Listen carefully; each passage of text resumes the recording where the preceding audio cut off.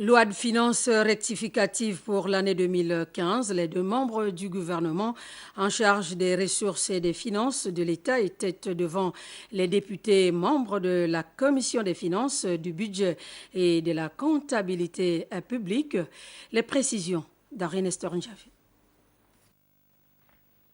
Nonobstant le fait que cette loi des finances rectificative soit marquée par la situation de la conjoncture mondiale due à l'effondrement des cours du pétrole et par la nécessité de tenir compte des décisions prises lors du séminaire gouvernemental de la Pointe-Denis, décidé par le chef de l'État, le gouvernement de la République s'attelle à trouver des poches d'économie haute niche permettant de soutenir durablement la politique sociale et économique du Gabon en 2015. L'ensemble des ressources revisées pour l'année 2015 s'établirait à 2651 milliards de francs CFA contre 3073 milliards de francs CFA initialement, soit une baisse de 422 milliards de francs CFA. Poursuivant son exposé de motifs, le membre du gouvernement a tout aussi indiqué qu'en 2015, la politique économique s'inscrit dans la poursuite de la mise en œuvre du projet de société du président de la République à travers le plan stratégique Gabon émergent. L'implémentation de cette stratégie a permis d'enregistrer des taux de croissance moyens de 7%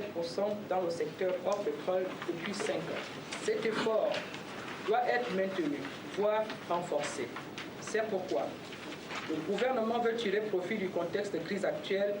pour mener certaines réformes structurelles. Précisons que la présentation du membre du gouvernement s'articulait en 6 points: l'exécution des ressources sur l'année 2014, les perspectives économiques du Gabon sur l'année 2015, le cadre macroéconomique, les ressources de l'État pour l'exercice 2015, la politique économique et fiscale, et enfin la stratégie d'endettement de l'État pour l'année en cours. Toutefois, il y a eu un foisonnement de questionnements des honorables députés, notamment sur les hypothèses qui ne tiennent pas compte des réalités actuelles et sur les recettes supplémentaires tirées de l'exploitation des ressources extractives qui seraient reversées dans le fonds de stabilisation des recettes qui vient d'être créé.